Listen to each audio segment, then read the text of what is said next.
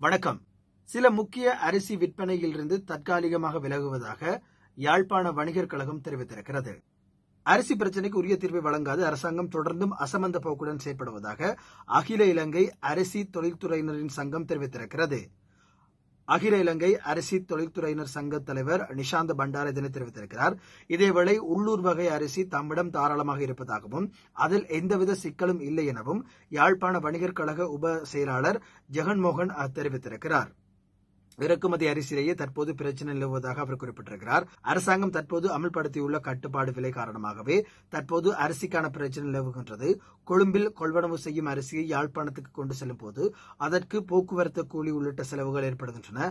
அதிகரித்த விலைக்கு அரிசியை கொண்டு சென்று இவ்வாறு அதனை கட்டுப்பாட்டு விலைக்கு விற்பனை செய்ய முடியும் என யாழ்ப்பாண வணிகர் கழக உப செயலாளர் ஜெகன்மோகன் கேள்வி எழுப்பியிருக்கிறார். இதனை அரசாங்க கவனத்திற்கு எடுத்து செல்ல வேண்டும்.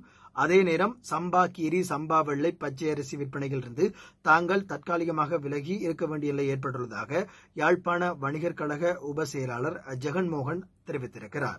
மாத்தறை சிறைச்சாலை விபத்து சம்பவத்தில் மேலும் ஒருவர் உயிரிழந்திருக்கிறார். மாத்தறை சிறைச்சாலையில் உள்ள கட்டடம் ஒன்றின் மீது மரம் ஒன்று முறிந்து விழுந்ததில் காயமடைந்த நிலையில் தீவிர சிகிச்சை பிரிவில் சிகிச்சை பெற்று வந்த மற்றொரு கைதியும் உயிரிழந்ததாக சிறைச்சாலை ஊடக பேச்சாளர் தெரிவித்திருக்கிறார். குறித்த விபத்தில் 43 வயதான கைதி ஒருவரை உயிரிழந்திருக்கிறார். அதன்படி இந்த விபத்தில் உயிரிழந்தவர்களின் எண்ணிக்கை 2ஆக உயர்ந்திருக்கிறது. இந்த விபத்தில் 11 பேர் காயமடைந்த நிலையில் மாத்தறை பொது வைத்தியசாலையில் அனுமதிக்கப்பட்டிருக்கிறார்கள்.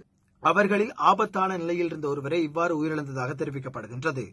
முட்டையின் விலை மேலும் அதிகரிக்கப்பட்டிருக்கிறது. கடந்த சில நாட்களாக சந்தையில் வீழ்ச்சியடைந்திருந்த முட்டையின் விலை மீண்டும் உயர்ந்திருக்கிறது.